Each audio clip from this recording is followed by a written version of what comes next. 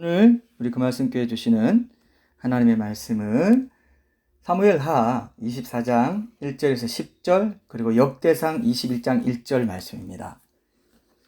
오늘 여러분들이 주의해서 잘 들으셔야 되고 또 중요한 내용을 담고 있기 때문에 말씀 잘 들으시면 유익이 있을 것입니다. 사무엘하 24장 1절에서 10절 그리고 역대상 21장 1절 말씀입니다. 이 말씀으로 하나님의 음성을 분별하는 데 가장 큰 방해 요소는 이란 제목으로 하나님의 말씀 나누겠습니다. 사무엘하 24장 1절에서 10절 그리고 역대상 21장 1절 역대상도 찾아놓으세요. 제가 읽겠습니다. 여호와께서 다시 이스라엘을 향하여 진노하사 그들을 치시려고 다윗을 격동시키사 가서 이스라엘과 유다의 인구를 조사하라 하신지라. 이에 왕이 그 곁에 있는 군사령관 요압에게 이르되 너는 이스라엘 모든 지파 가운데로 다니며 이제 다네스부터 브엘세바까지 인구를 조사하여 백성의 수를 내게 보고하라 하니 요압이 왕께 아뢰되 이 백성이 얼마든지 왕의 하나님 여호와께서 100배나 더하게 하사 내 주 왕의 눈으로 보게 하시기를 원하나이다. 그런데 내 주 왕은 어찌하여 이런 일을 기뻐하시나이까 하되 왕의 명령이 요압과 군대 사령관들을 재촉한지라. 요압과 사령관들이 이스라엘 인구를 조사하려고 왕 앞에서 물러나 요단을 건너 갓 골짜기 가운데 성읍 아루엘 오른쪽 곧 야셀 맞은 쪽에 이르러 장막을 치고 길라스에 이르고 닷딤 곧 시 땅에 이르고 다냐안에 이르러서는 시돈으로 돌아 두로 견고한 성에 이르고 히위 사람과 가나안 사람의 모든 성읍에 이르고 유다 남쪽으로 나와 브엘세바에 이르니라. 그들 무리가 국내를 두루 돌아 9달 20날 만에 예루살렘에 이르러 요압이 백성의 수를 왕께 보고하니 곧 이스라엘에서 칼을 빼는 담대한 자가 80만 명이요 유다 사람이 50만 명이었더라. 다윗이 백성을 조사한 후에 그의 마음에 자책하고 다윗이 여호와께 아뢰되 내가 이 일을 행함으로 큰 죄를 범하였나이다. 여호와여 이제 간구함나니 종의 죄를 사하여 주옵소서. 내가 심히 미련하게 행하였나이다 하니라. 자, 역대상 21장 1절도 같이 읽겠습니다. 역대상 21장 1절 첫 절 한 절만 읽습니다. 사탄이 일어나 이스라엘을 대적하고 다윗을 충동하여 이스라엘을 계수하게 하니라. 아멘. 자, 오늘 영상에 보니까 파도가 엄청나게 몰아치는 바다에서 항해 중인 배가 육지의 도움을 얻을 수 있는 방편으로 기댈 것이 하나 있는데 그게 바로 모스부호였다는 거죠. 모스부호, 모르스부호라고 옛날에 그랬는데 모스부호라고 요즘은 모스부호라고 하는데 이 점 형태의 짧은 발신 전류와 선 형태의 긴 발신 전류를 막 적절히 조합해가지고 알파벳과 숫자를 표기하는 거죠. 그래서 내용을 전하는 그런 전신 부호였습니다. 이 부호를 고안한 미국의 발명가 세뮤얼 모스라고 하는 발명가의 이름을 따서 이제 모스부호라고 하는데 1844년에 최초로 미국에서 전신 연락에 사용되었다고 합니다. 지금은 이런 방식의 교신을 잘 사용하지 않죠.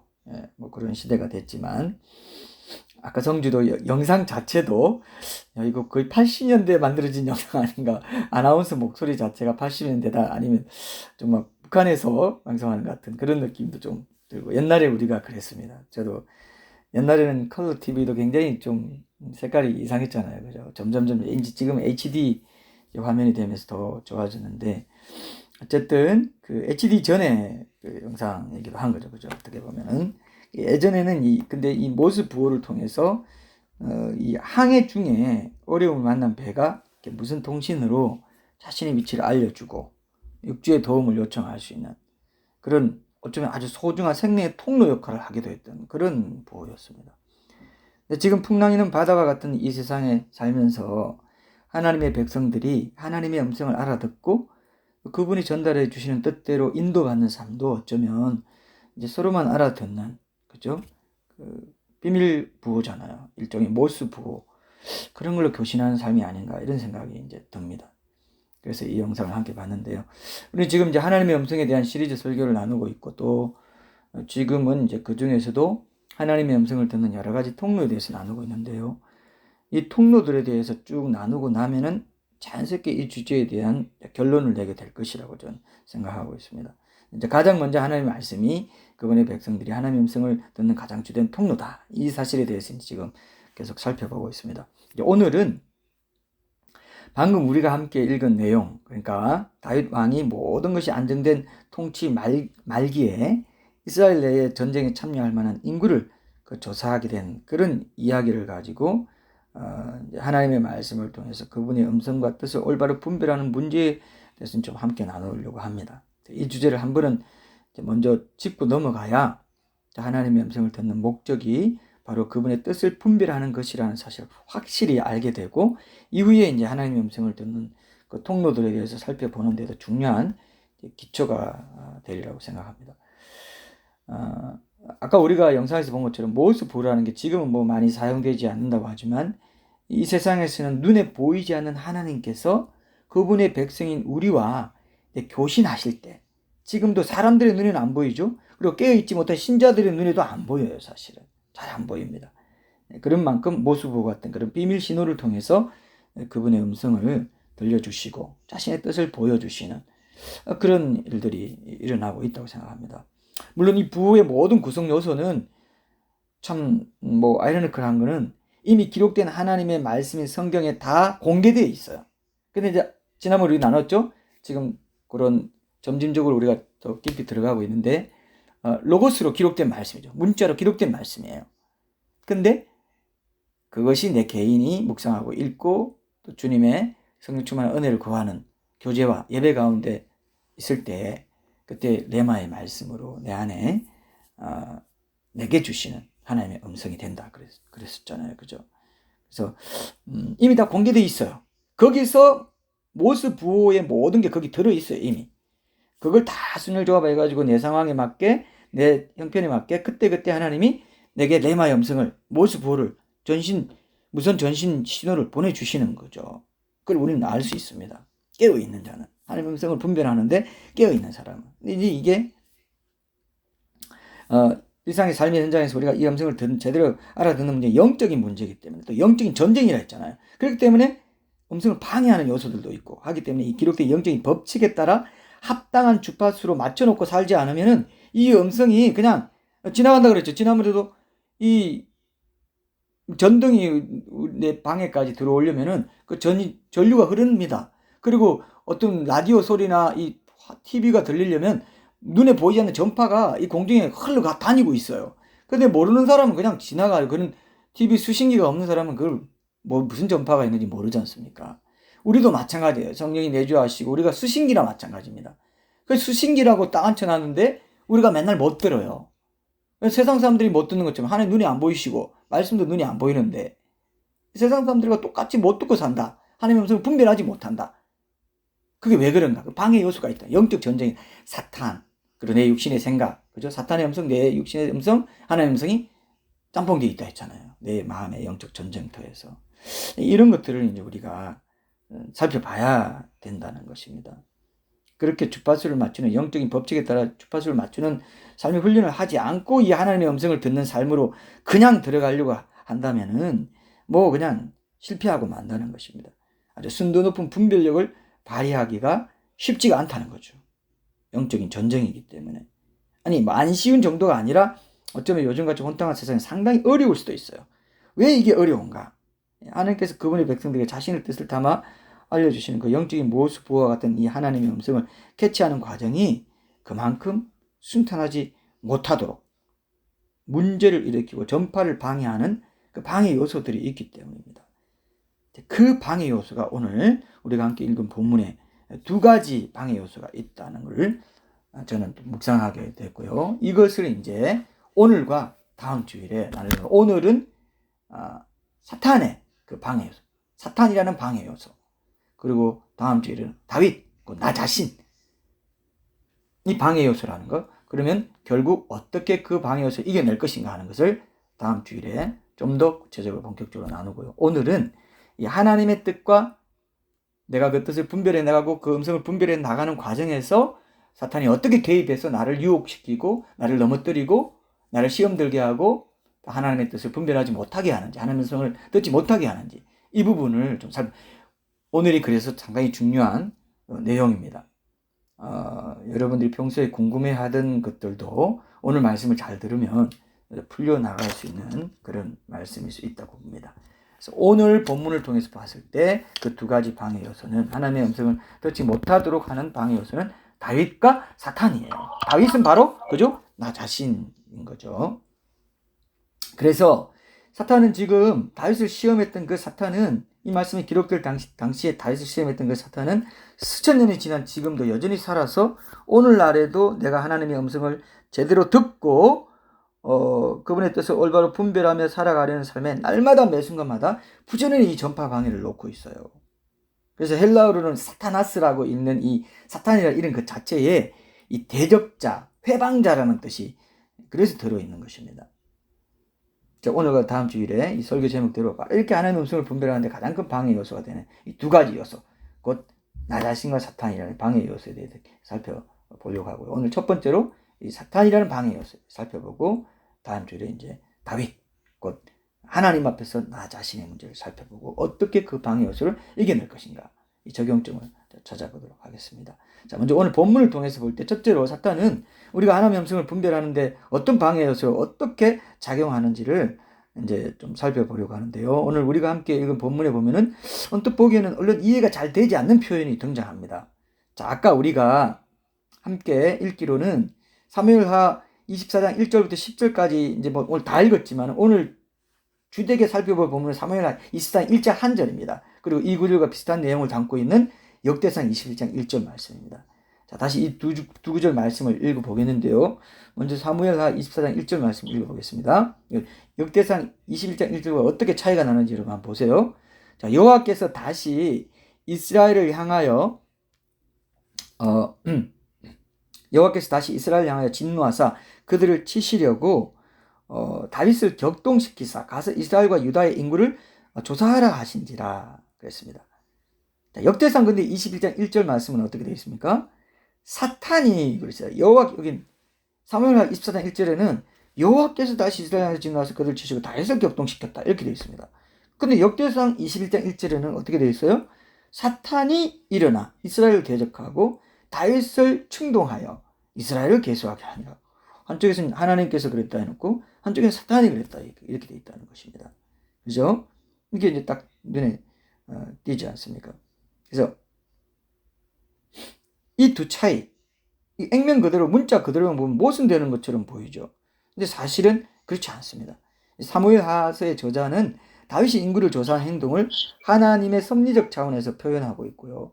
그래서 하나님께서는 인류 역사를 이끌어 가시되 인간의 자유의지를 무시하지 않는 가운데 모든 인간의 역사를 하나님의 주권적인 뜻에 따라 섭리해 가신다. 이 사실을 보여주는 데 이제 초점을 뒀고요. 그래서 이 다윗의 인구 조사가 다윗의 자유의지와 상관없이 벌어진 일이 아니라는 것. 다만 하나님은 다윗의 아들 압살롬이 반역할 때 거기에 동조했던 이 이스라엘을 징계하시려고 다윗의 의식 속에 있던 그 악하고 교만한 그런 마음이죠. 하나님께 의지하기보다 자신이 가진 그 군사적인 능력이 얼마나 대단한가 하는 것을 확인하고 과시하려는 그 마음, 그 교만한 마음을 허용하시되 사탄을 통해서 허용하셨을 뿐이다. 이거를 이제 보여주고 있습니다. 사무엘하 24장 1절 말씀은요. 근데 이 구절과 비슷한 구절인 그 역대상 21장 1절에서는 사탄이 다윗을 격동하였다, 충동하였다. 똑같은 말입니다. 개역 한글에는 똑같이 격동하였다 이렇게 되어 있는데요. 이 두 기록이 근데 서로 모순되지 않는다는 겁니다. 왜냐하면 넓은 의미에서 볼 때 하나님은 자신의 뜻을 이루기 위해서 실제로 사탄을 이용하시기도 하기 때문에 그렇습니다. 자, 우리가 잘 아는 욥기에도 보면요, 욥을 그 시험에 빠뜨리는 과정에서 하나님께서 사탄을 이용하시는 대목을 볼 수 있습니다. 욥기 1장 12절. 여러분 욥기는 찾기 쉽죠? 욥기, 시편, 잠언, 전도서 이렇게 되어 있죠? 욥기, 성문서의 첫 번째 책 욥기를 한번 찾아보세요. 욥기 1장. 우리가 너무나 잘 아는 말씀입니다. 욥기 1장 12절 말씀. 제가 읽어보겠습니다. 다 찾으셨죠? 욥기 1장 12절. 여호와께서 사탄에게 이르시되 내가 그의 소유들을 다 내 손에 맡기노라. 다만 그의 몸에는 내 손을 대지 말지니라. 사탄이 곧 여호와 앞에서 물러가니라. 우리가 잘 아는 대로 이 명령에 따라서 욥의 소유물이 하루아침에 한꺼번에 다 뭐 엎드러져 버립니다. 뭐 그냥 자식들까지 재산과 이런 것들이 한꺼번에 엎드러져 버립니다. 근데 그래도 욥이 어떻게 해요? 하나님께 대한 정죄를 버리지 않지 않습니까? 그러니까 사탄이 이제는 욥의 몸을 직접 치게 해달라고 하니까 다시 그것까지 허락하시는 대목이 욥기 그 2장 6절에 나옵니다. 그 뒤에 욥기 2장 6절 또 한번 볼게요. 여호와께서 사탄에게 이르시되 내가 그를 내 손에 맡기노라. 다만 그의 생명을 해하지 말지니라 이랬습니다. 여기서도 알 수 있죠. 오늘 본문에 나오는 다윗의 인구 조사는 당시에 있었던 압살롬의 반역 같은 그런 일로 뭐 세바의 반역, 압살롬의 반역 이런 것에 동조했던 그 이스라엘의 죄를 다윗을 배반하고 압살롬에 동조했던 그런 죄를 징계하시려고 그런 목적을 갖고 그 목적을 이루기 위해서 하나님의 제한된 허용하심 아래에서 사탄의 격동으로 잠시 교만한 마음을 품었던 다윗에 의해서 이루어진 것이다. 이렇게 보셔요. 그 인구조사가. 그래서 오늘 본문에 하나님께서 다윗을 격동시켰다. 이렇게 되어 있는 이 표현은 역대상 21장 1절에 이 표현은 다시 이렇게 사탄이 일어나서 다윗을 충동하여 이런 표현으로 되어 있지만 이게 모순되지 않고 서로 통한다는 겁니다. 그래서 사무엘하 24장 1절 말씀은 하나님께서 배후에서 사탄을 이용해서 다윗을 격동시켰다는 사실을 강조한 거고, 역대상 21장 1절 말씀은 사탄을 직접 전면에 내세워서 표현한 차이가 있을 뿐이다. 이렇게 볼 수 있습니다. 여기서 격동하다, 충동하다. 이 말은 이 히브리 원어로 이 동사는 수트라고 하는 동사를 씁니다. 본래 직접적인 의미는 찌르다라는 뜻이 있는데 상징적으로는 자극하다라는 뜻도 있고 좀 더 함축적으로는 속이다, 유혹하다, 부추기다, 선동하다 이런 뜻이 있어요. 그래서 격동하다, 충동하다 이런 건 선동했다, 부추기다, 유혹했다는 겁니다. 유혹했다는 것이죠. 우리가 사탄의 유혹을 받아서 죄를 범하는 것과 비슷한 그런 단어라고 할 수 있습니다. 자, 바로 이런 뜻을 가진 동일한 동사를 사용해서 사무엘하 24장 1절에서는 다윗을 격동한 주체가 하나님으로 기록되어 있는 반면에 역대상 21장 1절에서는 그 주체가 사탄으로 기록되어 있을 뿐인 겁니다. 근데 이런 걸 놓고 전통적으로 사무엘하 24장 1절의 기록에 오류가 있다. 오류가 있는 거 아니냐. 이런 주장이 있어 왔어요. 이런 생각은 하나님의 허락이 있어야 사탄이 활동할 수 있다는 그 유대인의 신관에 비춰볼 때도 잘못된 주체라고 할 수 있습니다. 우리가 성경에서 가끔 서로 모순되어 보이는 구절 볼 때가 있죠, 여러분. 그죠? 여러분도 또 서로 일치하지 않아 보인다. 이거 성경 잘못된 거 아니야? 이런 기록 보니까 성경에 오류가 많네. 이런 생각 가지기 쉽습니다. 저도 예전에 그런 생각 가지기도 했었고요. 근데 이런 결론을 쉽게 함부로 내면 안 된다는 걸 저도 이제 경험적으로 알게 됐습니다. 성경에는 지금도 여전히 신학자들조차 풀기 어려워하는 난해 구절이라 할 만한 내용이 꽤 있습니다. 성경은요 절대로 만만하게 다 풀리는 그런 책이 아니에요. 성경 다 아는 것처럼 하는 사람 상당히 위험합니다. 그 이단이 왜 생기는 줄 아세요, 여러분? 성경을 자기 마음대로 억지로 풀려고 하고 막 자기 마음대로 깨맞춰서 풀려고 하고 막 이런 이단이 되는 거예요. 신천지들이 풀어보는 거 보면은 막 자기 전제에다가 막 성경을 깨맞추는 이렇게 되면 이단이 되는 건데, 앞으로 우리 교회도 이 설교를 통해서 성경이나 이런 난해 구절들을 틈틈이 좀 다룰 기회가 있으리라 보는데요. 어쨌든 이 성경에서 이렇게 모순돼 보이는 내용들을 만날 때, 그리고 하나님이 하시는 일이 도저히 이 내 생각, 내 상식과 안 맞는 것 같은 그런 내용들을 여러분 보시게 되지 않습니까? 이럴 때 특히 조심해야 됩니다. 그럴 때 이 성경에는 오류가 많고 하나님은 잘 이해하기 힘든 괴팍한 이상한 분이야. 이렇게 섣불리 판단해서 안 된다는 거죠. 이거야말로 여러분 성경 기록과 관련해서 사탄이 우리 안에 간절히 넣어주고 싶어하는 오해입니다. 이 오해를 넣어주고 싶어요. 사탄도 여러 가지 여러분, 사탄도 간절한 소원이 많아요. 우리처럼 간절한 소원이 많은데 그 대표적인 소원 중에 하나가 뭐냐면 오매불망 우리가 이런 오해를 품기를 바라는 아주 중대한 소망을 갖고 살아갑니다. 그 소망 갖고 살아가는 사탄이 참 안 됐지만 그 소망의 끝에는 영원한 형벌밖에 없는 것이지만요. 어쨌든 우리가 성경에서 이런 경우를 만날 때는 무엇보다도 먼저 나의 제한된 지식의 한계를 인정하는 자세가 참 중요해요. 저도 경험적으로 이걸 알게 됐습니다. 내가 제한된 지식을 갖고 있기 때문에, 지혜를 갖고 있기 때문에 완전한 성경에 대해서 이렇게 나의식으로 오해하는 것일 뿐이지 성경이 잘못됐다는 결론을 내버리면 사탄의 유혹과 시험에 딱 걸려들게 되게 돼 있어요. 그래서 떠난 사람들이 아주 많습니다. 청년기 때나 뭐 이렇게 의문 많을 때 자기식으로 하나님이 이해 안 된다고 해가지고 떠나버려요. 그리고 영혼이 안 돌아옵니다. 그리고 완전 안티 기독교인데, 안티 기독교 사이트에서 제가 영수 초반 사역에 거기서 많이 좀 활동했는데요. 그때 다 이렇게 얘기 들어보면 과거에 교회 다닌 사람들이 대다수예요. 다니다가 오해하고 또 자기 식으로 오해하고 떠나버리고 다시는 그 오해를 풀 생각도 안 하고 그게 고정돼가지고 그 오해에 반감에 편견에 선입견 자꾸 그냥 쌓아나가서 안티기독교인이 되어버리는 겁니다. 그 작은 오해에서 완전히 냉담자가 되어버리고 무신론자까지 되어버릴 수가 있어요. 그래서 저는 참 이 변정전도 하면서 이걸 강조해야 되겠구나. 나의 제한된 지식의 한계를 먼저 인정하는 자세가 없다면 시험의 문을 열어두게 됩니다. 반드시 그렇게 되게 돼 있어요. 인간은요, 교묘하게 사탄의 그 음성을 듣기를 좋아하는 아주 죄악된 본성이, 하나님께 대항하고 싶어하는 이 타락된 본성이 있기 때문에 이걸 말씀을 묵상할 때, 읽을 때 이걸 다스려야 돼요. 예. 지금 나의 제한된 이해가 어떠하든지 하나님은 전혀 뭐 그런 그 공평치 않은 분이 아니다. 완전히 선하시고 거룩하신 분이고 올바른 이해와 지식을 추구할 때 얼핏 보면 오류처럼 여겨지는 성경의 내용도 결국 합당하게 풀려진다. 이런 믿음을 갖는 게 중요해요. 실제로 그렇고요. 실제로. 지금 내 제한된 지식으로 하나님의 그 무한방대하신 하나님을 다 판단하려 하다가는 하나님과 그렇게 맞짱 뜨려 하다가는 반드시 사탄의 시험을 받게 됩니다. 이건 저도 경험을 해봤기 때문에 아주 분명하게 말할 수 있어요. 그래서 나의 한계로 인해서 갖게 되는 의문 중에도 그런 의문 중에도 순종하는 게 아주 중요한 믿음입니다. 많은 사람들이 나 의문 풀리기 전에 순종 안 할래. 이거 아주 못된 거예요. 이건 사탄이 좋아하는 겁니다. 이거 뿔난 그 망아지처럼 자기 식의 그런 의문이 안 풀리면 순종 안 할래. 의문 중에도 순종하는 거. 이게 중요해요. 여러분, 아리마대 요셉이요, 이미 죽었어요. 예수님 죽었어. 이제 자기가 시체를 가져다 달라 하면은 자기 완전히 그냥 커밍아웃 하는 것이 되고 자기 재산이나 자기 신분이 어떻게 될지 모릅니다. 그 의문 중에도 순종한 그런 대표적인 사람으로 아리마대 요셉을 들고 있어요. 정말 저는 아리마대 요셉 대단한 사람이라고 생각합니다. 이미 다 끝났는데 자기 신분을 노출하고 커밍아웃 해가지고 의문 중에도 어떻게 될지 부활한다고 하긴 했지만 부활할지 안 할지 모르는 상태에서 자기 신분을 노출하고 탐대 가서 빌라도한테 시체를 달라 했습니다. 이런 게 진짜 믿음이에요. 의문 중에도 순종합니다. 하나님은 절대적으로 선하시다. 나를 위해서 중요한 계획을 갖고 계시다.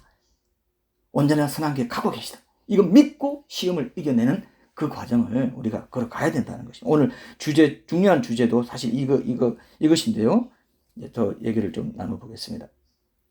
꼭 기억하십시오. 제가 참 안타까워서 그래요. 우리 청년들 특히 이런 오해로 떠나버리는 사람들이 많이 있습니다. 나의 한계로 인해 갖게 된 의문 중에도 여전히 하나님은 선하시고 성경 기록은 진실하다. 이걸 믿고 신실하게 순종하는 것이 참되고도 균형 잡힌 성경적인 신앙을 키워가는 게 아주 중요한 기초가 된다는 것을 여러분 꼭 기억하십시오. 하나님을 내시고 생각하시면 나 안에 가두려고 하지 마십시오. 자, 오늘 우리가 함께 살펴보는 이 사무엘하 24장 1절 그리고 역대상 22장 1절, 이게 이제 뭐 전통적으로 그 성경 기록에 문제가 있다 이렇게 본 것이지만 우리가 오늘 살펴본 것처럼 그죠? 그렇지 않죠? 하나님께서 사탄을 이용해서 자신들의 뜻을 이루어가기도 하시기 때문에 이제 이런 전체 맥락을 우리가 확인한다면은 어렵지 않게 이해를 할 수 있다는 겁니다. 하나님은 절대로 사람을 죄를 짓도록 부추기는 하지 않는다. 그러나 사람들과 사탄의 악한 행동이 하나님 주권적 통제 아래 있다. 이걸 이제 동시에 보여주는 말씀이라는 겁니다. 섭리적 차원에서 다윗을 격동하신 주체가 하나님이었다고 기록한 게 오늘 사무엘하 24장 1절이고 반면에 역대상 21장 1절은 하나님의 섭리에 의해서 움직이지는 결과적인 측면에서 그 주체를 사탄으로 기록한 거. 이걸 우리가 잘 이제 구분할 수 있어야 됩니다. 주체상의 강조점이 다르다는 그런 것이죠. 그래서 하나님의 주권과 섭리를 강조한 게 사무엘하 24장 1절이고 역대상 20장 1절은 하나님의 이러한 주권 안에 있는 사탄의 역사를 이제 특히 강조해서 기록해 놓고 있는 거죠. 다윗을 유혹하는 사탄의 역사를 허용하신 것이죠. 그래서 이게 이 인구조사가 발생했다. 하나님께서 친히 다윗을 격동시켜서 범죄케 하신 것은 아니고 사탄의 격동함을 막지 않으시고 그대로 두신 것이다. 이걸 허용이라는 이제 신학적 용어를 사용합니다. 이게 우리 삶에서도요 많이 일어나는 것입니다. 여러분, 다윗을 유혹한 장본인은 사탄이었지만 궁극적으로 하나님께서 그 유혹을 허용한 것이다. 이걸 기억하세요. 근데 이것이 이 서로 상충되는 논리를 보여주는 게 아니라 하나의 사건에는 두 가지 측면, 사탄의 유혹과 하나님의 허용하심을 이 두 측면, 이걸 보여주고 있는데 이것이 우리 입장에서도, 우리 지금 삶에서도 이것이 일어나고 있습니다. 매 순간 일어나고 있어요. 사탄의 유혹, 하나님의 허용하심. 내가 어딜 따를 거냐에 따라 유혹에 넘어가느냐, 아니면 하나님의 뜻을 더 강하게 붙드는 삶으로 가느냐. 이 아주 중요합니다, 여러분. 자, 이 사실을 지금 우리 입장에 맞게 좀 더 구체적으로 좀 살펴보려면은 하나님의 뜻에 이 세 가지의 측면이 있다고 보는 이 신학자들의 말을 좀 참고할 필요가 있습니다. 예정과 자유의지라는 책이 있어요. 부흥과 개혁사에서 나온 책인데, 상당히 괜찮은 책인데, 그 책에 보면은 노먼 가이슬러라는 유명한 기독교 변증가이자 신학자가 있습니다. 이분이 하나님의 뜻에는 세 개의 측면이 있다고 말하는 대목이 있습니다. 먼저는 규범적인 의미의 하나님의 뜻이 있다고 합니다. 이거는 오직 선만이 포함되는 하나님의 본래 뜻이라고 할 수 있어요. 그 다음에 허용적인 의미의 하나님의 뜻이 있습니다. 이것은 하나님의 본래 뜻은 아니지만 어느 정도 악을 허락하시고 허용하시는 그런 하나님의 뜻이에요. 그 뜻도 있습니다.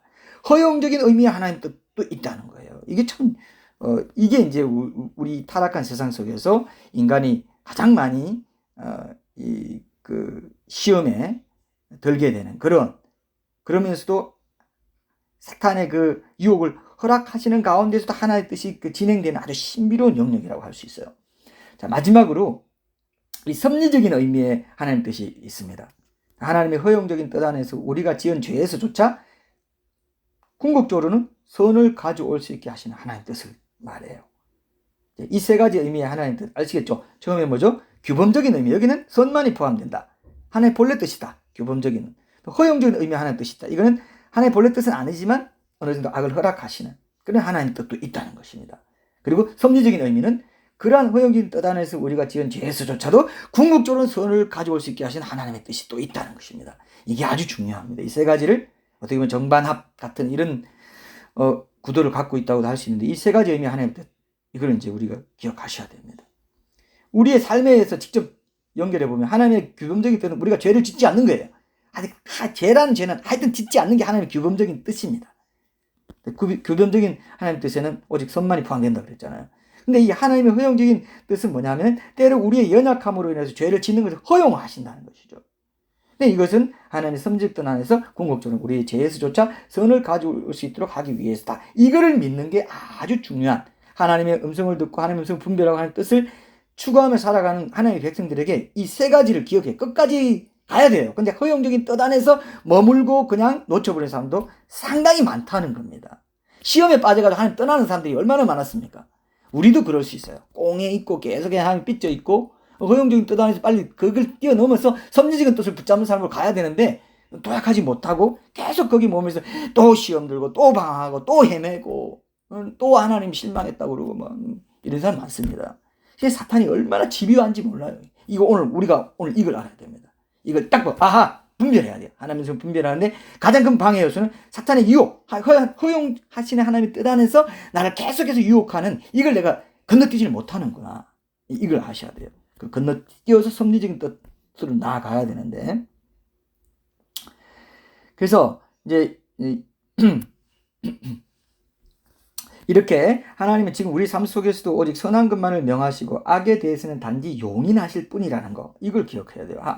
내가 악을 짓고 죄악을 범죄하는 게 하나님 뜻이 아니라는 겁니다. 그건 하나님의 허용 뜻 안에서 사탄의 유혹을 매개로 한 일이라는 걸 꼭 기억해야 돼요. 하나님 결코 우리로 하여금 악을 행하도록 부추기시거나 하는 분이 아니잖아요. 다만 때에 따라 사탄의 유혹을 통해서 그것을 허락하신다. 오늘 본문에서도 그 얘기를 정확히 하고 있다는 거죠. 그래서 성경 전도서 7장 29절에도 보면요, 하나님은 사람을 정직하게 지으셨으나 사람이 많은 꾀들을 낸 것이니라, 이렇게 돼 있어요. 이렇게 꾀를 부리는 과정에 사탄이 부추기는 그런 유혹의 역사가 개입된다는 것입니다. 첫사람 아담과 하와가 선악과를 따먹고 타락하는 과정에도 이 사탄이 개입한 것과 똑같은 그죠? 그런 과정이 지금도 우리의 일상에서 계속해서 반복돼서 나타나고 있다고 볼 수 있습니다. 이 세 가지 측면의 하나님의 뜻을 아브라함과 그의 자손들의 삶을 예로 들어서 한번 보시면 또 분명히 알 수 있을 겁니다. 아브라함과 그의 자손에게 가나안 땅을 기업으로 주시겠다는 약속은 하나님의 규범적인 뜻이었어요. 원래 뜻입니다. 하나님의 규범적인 뜻. 그러나 기근을 당하는 시험이 닥치니까 어떻게 됐어요? 아브라함과 그 자손들이 하나님의 그 규범적인 뜻을 저버리고 약속의 땅을 떠나서 이집트로 내려가게 됩니다. 당시에 하나님은 그들이 그렇게 가나안 땅을 떠나도록 허락을 하셨지만 그렇게 하도록 명하신 것은 아니죠. 지금 본문을 계속 생각해 보세요. 이런 경우가 바로 하나님의 허용적인 뜻 안에서 일어난 일이라고 볼 수 있다는 거죠. 근데 나중에는 결국 출애굽 사건을 통해서, 그죠? 어린 양을 물솔지에 바르고 홍해 건너고 이런 과정을 통해서 그들을 이끌어내서 약속의 땅 가나안으로 인도하시네. 이게 바로 하나님의 섭리적인 뜻이라는 겁니다. 이 안에 이 아브라함과 그의 자손들의 이야기 안에, 그죠? 가나안 땅과 이스라엘 이런 구도 안에 하나님의 규범적인 뜻, 허용적인 뜻, 섭리적인 뜻, 이 세 가지가 동시에 다 작용하고 있다는 우리가 볼 수 있어요. 이 세 가지가 우리 인생에도 이 사이클이 그 하나님 뜻이 이 사이클을 가진 하나님 뜻이 지금 우리 삶에도 적용되는 경우가 많습니다. 예를 하나 들어볼게요. 신자는 믿음의 배우자를 만나야 하는 게 하나님의 기본적인 뜻입니다. 근데 비신자를 배우자를 만나가지고 결혼하게 되는 것을 때로 허용하세요. 이런 경우가 상당히 있습니다. 근데 그것이 온전한 하나님의 뜻이었다고 말하면 안 된다는 거죠. 다만 그 허용적인 뜻 가운데서도 오늘 본문에 나오는 다윗처럼 나중에 자신의 잘못을 깨닫고 회개하고 예배를 회복하는 삶으로 꾸준히 나아가면 나중에 반드시 하나님의 이 섭리적인 뜻 가운데 어떤 형태로든지 회복의 열매를 맺는 기쁨을 허락해 주실 것이라고 믿어야 됩니다. 이게 중요한 거예요. 그렇게 믿고 나가야 돼요. 이 허용적인 뜻 안에서의 고난과 시험과 이 문제들을 섭리적인 뜻이 있으리라 믿고 소망을 가지고 믿음으로 나아가는, 그게 이제 우리의 그런 사람들의 과제고, 우리가 그렇게 실수하고 넘어졌다 할지라도 다시 일어날 수 있는 근거가 되는 것입니다. 그게 소망의 근거고 약속의 근거가 되는 것이죠. 이렇게 하나님의 섭리적인 뜻이 이루어지는 것을 가르쳐서 사도 바울은 로마서 8장 28절, 우리가 너무나 좋아하고 잘 아는 말씀이죠. 우리가 알거니와 하나님을 사랑하는 자 곧 그의 뜻대로 부르심을 입은 자들에게는 모든 것이 합니까요? 선을 이루니라. 이런 말씀을 이렇게 표현을 했습니다. 이 말씀에 나오는 모든 것이 합력하여 선을 이루는 것, 이게 바로 하나님의 섭리적인 뜻이다. 이렇게 볼 수 있습니다. 이혼에 대해서도 하나님의 기본적인 뜻은 하나님께서 짝지어 주신 것을 어떤 경우에도 사람이 나눌 수 없다는 것이죠. 마태복음 19장 8절에도 보면 예수님도 이혼 문제에 대해서 모세가 너희 마음의 완악함 때문에 아내 버림을 허락하였거니와, 아까 허용한다 그랬죠. 허락하였거니와 본래는 그렇지 아니하냐. 본래 규범적인 뜻은 하나는 본래 뜻은 그렇지 않아. 이렇게 말씀하셨죠. 그죠? 여기에도 규범적인 뜻, 허용적인 뜻이 나옵니다. 또 오늘 본문에서도 다윗이 인구조사를 하지 않는 것이, 다윗이 인구조사 하지 않고 하나님께 계속 의지하고 목동 일대처럼 사울을 피해서 도망 다닐 때처럼 신실하게 하나님을 의지했던 그 모든 것, 그 삶을 초심을 잃지 않고 계속 그렇게 갔어야 되는데, 자기를 과시하고 뭔가 내가, 하나님도 도와주시지만 우리 마음도 그런 게 있잖아요. 하나님도 도와주시지만 내가 가진 재물, 내가 가진 인맥, 내가 가지고 어떤 배경, 경험 이런 게 다 필요한 거야 라는 마음으로 자꾸 우상 숭배하는 마음으로 가는 그 표현이 인구조사를 한 것이라는 거죠. 근데 그런 인구조사 하지 않는 게 하나님의 규범적인 뜻이었어요. 그렇지만 하나님께서는 사탄의 개입을 허용하셔서 그가 인구조사를 하도록 허용하십니다. 자, 오늘 본문 사무엘하 24장 1절에서 하나님 다윗을 격동시키다는 표현에 등장하는 것은 바로 하나님께서 사탄의 개입을 통해서 그 인구조사를 허용하셨다는 그런 의미로 봐야지, 하나님의 온전한 본래의 규범적인 뜻에 따라 직접적으로 인구조사하라고 명령하셨다, 이렇게 보면 안 된다는 거죠. 본문에는 표현이 그렇게 하시기 좀 되어 있지만은 역대상 21장 1절 말씀을 보충해서 이 말씀 온전한 뜻을 찾아보면은 사실은 사탄이 그렇게 다윗을 격동시키는 것을 허용하신 것, 그것을 이렇게 표현했구나, 이렇게 알 수 있습니다. 그래서 이렇게 하나님의 허용적인 뜻이 적용될 때 다윗의 그 육신의 연약함을 이용해가지고 자신의 뜻을 개입시키고 이루려는 존재가 바로 사탄이야. 이게 하나님의 음성, 하나님의 뜻을 분별하는데 가장 큰 방해 요소가 사탄이라는 이 이유가 여기 있습니다. 사탄은 그렇게 틈새를 파고 들어가지고 지금 우리도 하나님의 음성을 제대로 분별하지 못하게 해서 잘못된 길로 빠지도록 할 때가 상당히 많아요. 근데 나중에 어떻습니까? 다윗이 자신이 하나님의 허용적인 뜻 안에서 10절로 쭉 가면은, 그죠? 하나님의 허용적인 뜻 안에서 하나님의 음성, 그러니까 그분의 뜻을 올바로 분별하지 못한 것을 깨닫고 회개합니다.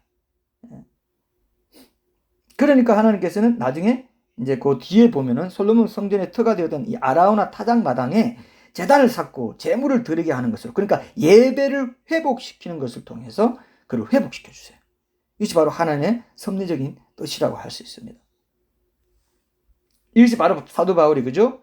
하나님을 사랑하는 자, 그 뜻대로 부르심을 받은 자들에게 모든 것이 합니까요? 선을 이루느니라 할 때 그 말씀이 의미하는 것이로요. 근데 여기에 분명 전제 조건이 나옵니다. 사도행전 이 8장에도요. 그게 뭡니까? 바로 하나님을 사랑하는 자예요. 하나님의 뜻대로 부르심을 받아서 하나님을 사랑하는 자로 살아갈 때 우리의 삶에서 때로 하나님의 규범적인 뜻을 어겨서 허용적인 뜻 가운데 잠시 죄를 짓는 시간을 보내게 된다 하더라도 결국 그 모든 일들이 합력하여 선, 곧 하나님의 섭리적인 뜻을 이루게 된다. 이렇게 볼 수 있다는 겁니다. 예를 들어서 우리가 일상생활 가운데서 우리의 몸과 마음을 이제 잘 가꿔가지고 건강하게 살아가는 게 하나님의 규범적인 뜻이겠죠. 그죠? 근데 우리의 연약함으로 인해서 우리의 잘못된 식습관이나 뭐 생활습관 이런 것 때문에 병을 얻게 되는 그런 경우가 있습니다. 이건 하나님의 기본적인 뜻은 아니지만은 허용적인 뜻에 의해서 우리에게 문제가 생긴 겁니다. 이런 게 우리 일상에서 자주 경험하게 되죠. 그러나 이런 허용적인 뜻에 따라 내 어떤 연약함, 그런 죄로 인한 연약함 가운데 있게 되었다는 것을 깨닫게 되었을 때 진지하게 반성하면서 그 상황을 개선해가지고 하나님 뜻대로 다시 회복해야 되겠다. 건강을 회복해야 되겠다. 결심하고 이제 그런 습관을 고치고 뭐 운동도 하고 이런 실천에 옮길 때 건강을 회복하게 되죠. 이것이 어떻게 보면 바로 하나님의 섭리적인 뜻을 이루기 위해 살아가는 정상적인 성도의 삶이라고 할 수 있는 사이클이 필요하다는 겁니다. 깨닫고 다시 회복을 추구하고 도우심을 구하는 거죠. 그렇게 잘못된 길을 들어선 것을 깨닫고 회개하는 모습을 보이는 그것이 하나님께서 내 삶에 일어나는 고난과 시험과 문제들을 통해서 모든 것이 합력하여 선을 이루시도록 하기 위해서 하나님을 사랑하는 자, 그 뜻대로 부르심을 받은 자로 살아가는 삶의 모습이라고 할 수 있습니다. 그래서 하나님을 사랑하는 자, 그 상태로 계속 남아있어야 된다는 것입니다. 그러니까 또 시험 들어가지고 하나님 미워해버리고 삐쳐버리고 그냥 원망하고 낙심했다 그러고 떠나버리면 합력과 선을 이루는 섭리적인 뜻을 이루는 그 일이 내 삶에 이루어지지 않는다는 것입니다. 이런 일이 실제로 많습니다, 여러분. 그래서 그렇게 시험이나 고난 가운데서 끝까지 하나님을 사랑하는 자로 살아가는 것, 이게 아주 중요해요. 그래서 마침내 고난이나 문제를 이기고 내 삶을 통해서 하나님의 섭리적인 뜻을 성취하시는 하나님의 은혜의 손길을 경험하게 해달라고 간구하며 나아가는 이 믿음의 자세가 아주 중요합니다. 우리 교회 최 집사님이 최근에 허리 디스크 판정 받았잖아요. 그죠? 우리 실제 예를 좀 들면은 그것을 갖고 아이고 이게 하나님의 뜻이라면 내가 고스란히 당해야지 뭐 어쩌겠나. 예, 이렇게만 생각하면 됩니까 안 됩니까? 이건 아니죠. 그죠? 그렇게 디스크 판정을 받은 만큼 받을 정도로 평소에 운동도 지속적으로 하지 못하고 오랫동안 같은 자세를 고정된 채로 앉아서 잘 움직이지 않았던 일상의 잘못된 생활 습관을 고치려고 하지 않는다면 그래서 하나님의 뜻을 오해하는 것이 된다는 것입니다. 그래서 요즘 직장인들 여러분 다들 컴퓨터나 노트북 오랫동안 들여다보잖아요. 혼자서도 쉴 때는 스마트폰 들여다보고 있고 그래서 다들 어깨가 굽고 거북목이 돼간다고 합니다. 그래서 이 목 디스크가 아주 심각해지고 있다고 합니다.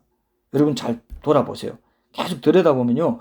이렇게 반드시 등을 기대고 이렇게 머리만 숙여서 노트북이나 이 컴퓨터를 봐야 되는데 그렇지 않고 완전히 몸이 이렇게 어깨가 앞으로 숙여진다는 겁니다.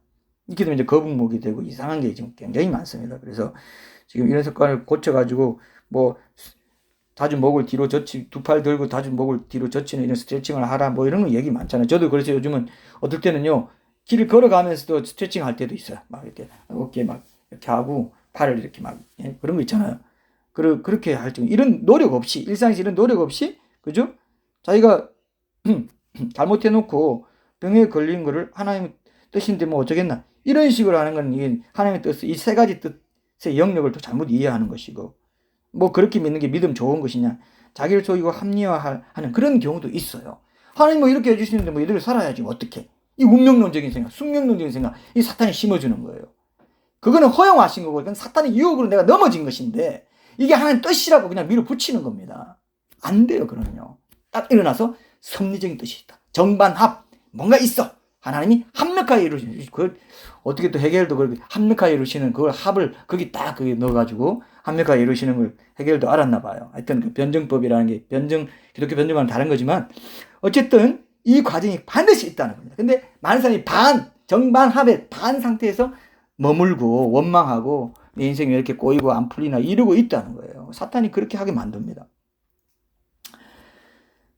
물론 최 집사님이 그랬다는 건 아닙니다. 이것도 오해하시고 나중에 또 원망하지 마십시오, 저를.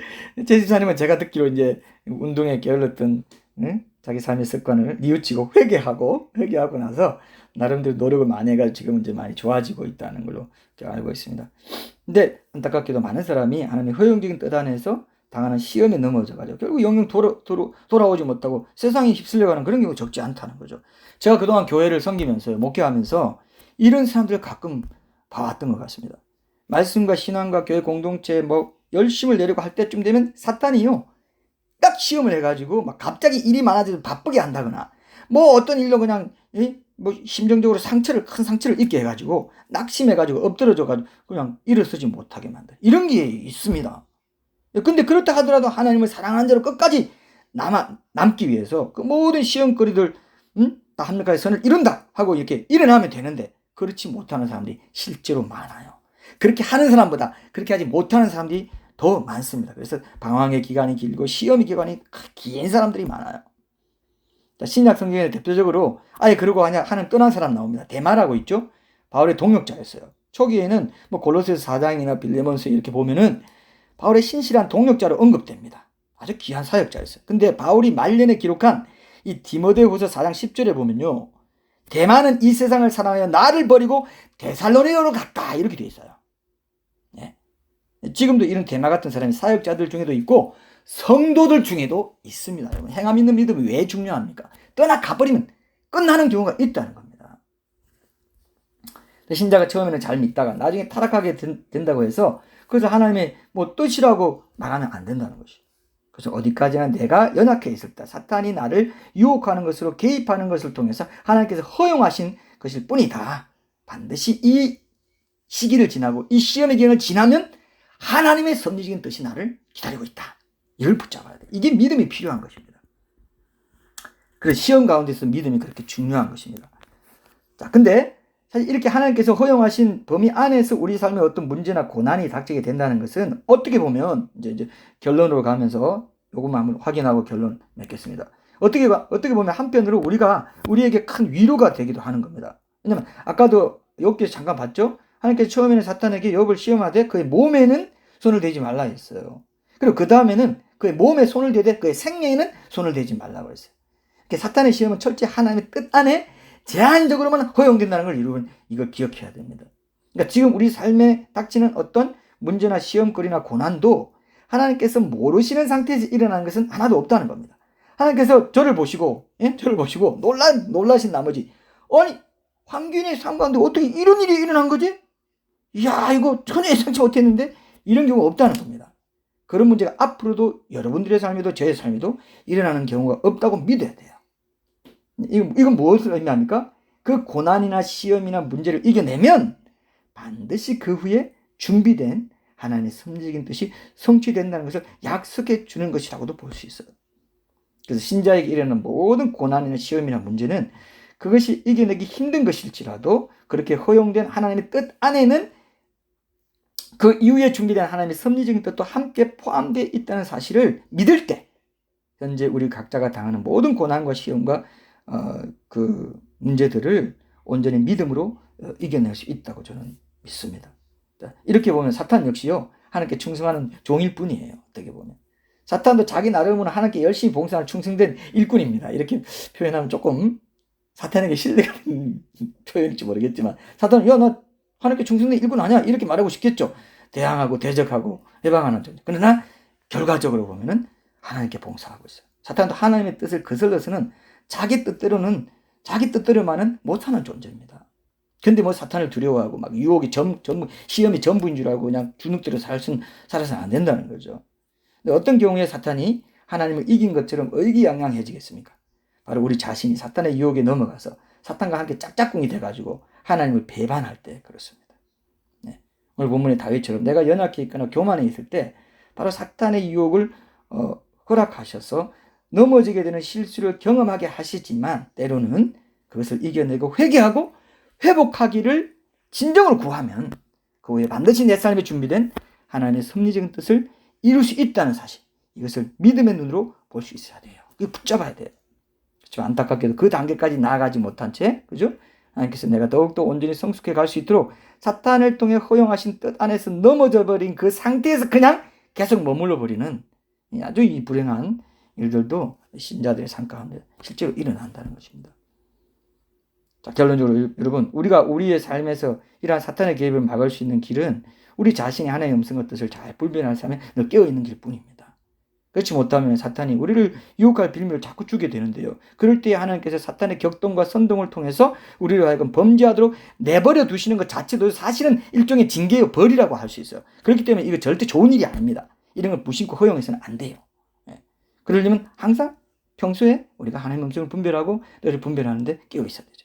오늘 우리 본문 말씀 통해서 여러분, 하나님께서 다윗에게 인구를 조사하도록 그를 직접 격동시킨 것처럼 묘사했지만 사실 그 내막에는 그죠? 하나님이 사탄을 통해서 다윗의 마음을 격동시켰다.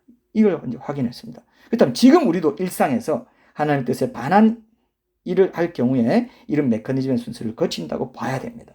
이렇게 우리가 하나님의 음성을 분별하는데 가장 큰 방해 요소 중 하나가 사탄이라는 사실을 늘 의식하고만 살아도요, 쉽게 그 계략에 안 넘어갈 수 있다고 저는 믿습니다. 여러분, 귀신에 민감해야 성령에도 민감한 거 아시죠? 그죠? 그런 말이 있어요. 성령이 충만할수록 사탄의 방해 활동에도 민감해지게 되는 것입니다. 신자라도 이런 데 민감하지 못한 사람일수록 사탄이 방해하니까 조심하자 하면 왜 사탄한테 원인을 돌리냐면서 오히려 비현실적인 생각을 하는 듯이 이렇게 비웃는 경우도 적지 않습니다. 그러나 인간의 책임도 있지만 그 인간의 자유와 책임을 이용해서 하나님과 어떻게든 하여튼 멀어지게 하려고 방해하는 그 사탄의 활동도 반드시 그 배후에 있다는 것을 분명히 우리가 잊어서는 안 된다는 거죠. 내가 일상에서 평소에 하나님의 말씀을 강하게 붙들고 그것을 통해서 하나님의 말씀을 늘 잘 분별해서 듣고 그 뜻에 합당하게 살고자 하지 않으면 그 자체가 사탄에게 나를 회방하고 내게 유혹거리와 영적 타락의 미끼를 던지는 그런 빌미와 기회를 주는 것이 된다는 걸 꼭 기억해야 됩니다. 자, 그래서 오늘은 이렇게 나로 하여금 하나님의 음성을 분별하지 못하게 하는 사탄의 방해 활동이 늘 내 안에서 그리고 내 바깥의 환경 가운데서 일어나고 있다는 사실을 분명하게 확인하고 경계하는 것까지만 살펴보고요. 다음 주일에 이제 하나님의 음성을 듣는데 방해가 되는 또 다른 두 번째 요소, 다윗, 그러니까 곧 나 자신에 대한 문제가 그런 방해를 이겨낼 수 있는 구체적인 방법들을 적용점으로 함께 찾아보도록 하겠습니다. 기도하겠습니다. 하나님 감사합니다. 오늘도 다윗의 인구조사에 대한 그 문제, 인구조사에 개입한 사탄의 유혹과 또 하나님의 섭리적인 뜻에 대한 이 주의 말씀을 통해서 지금 우리가 하나님의 음성을 올바로 분별하며 살아가는 삶이 얼마나 중요한 것인지를 다시 한번 절실히 되새기게 해주시니 감사합니다. 우리가 연약할 때 그리고 주님의 말씀에 충분히 깨어있지 못할 때 사탄의 방해로 인해서 주의 음성을 제때 제대로 듣지 못하게 되고 그로 인해서 거센 풍랑 이는 바다 한가운데서 아무런 도움을 받지 못하고 표류하는 그런 배와 같은 인생을 살아갈 수 있다는 것을 깨닫게 해주셨사오니 이후로는 하나님의 말씀을 더욱더 견고하게 붙잡고 주의 음성을 언제나 실시간으로 듣고 도움이 필요할 때마다 늘 교신하면서 살아가는 그런 참된 예배자가 되게 해 주시옵소서. 그리하여 주의 말씀만을 내 인생의 항해에 온전하고도 든든한 나침반으로 삼는 그런 신실한 주의 백성으로 살아갈 수 있도록 인도해 주시고 붙잡아 주시옵소서. 지금은 우리 주 예수 그리스도의 은혜와 하나님 아버지의 사랑하심과 성령님의 교통하심이 언제나 하나님의 음성에 깨어있어 사탄의 유혹을 잠시라도 허용하지 않고 날마다 순간마다 온전히 주님과만 동행하는 것으로 세상에서 승리하기를 소원하며 세상 속으로 담대히 나아가는 우리 금화숙교의 모든 지체들의 삶 가운데 지금으로부터 영원토록 함께하여 주시옵기를 간절히 축원하옵나이다. 아멘.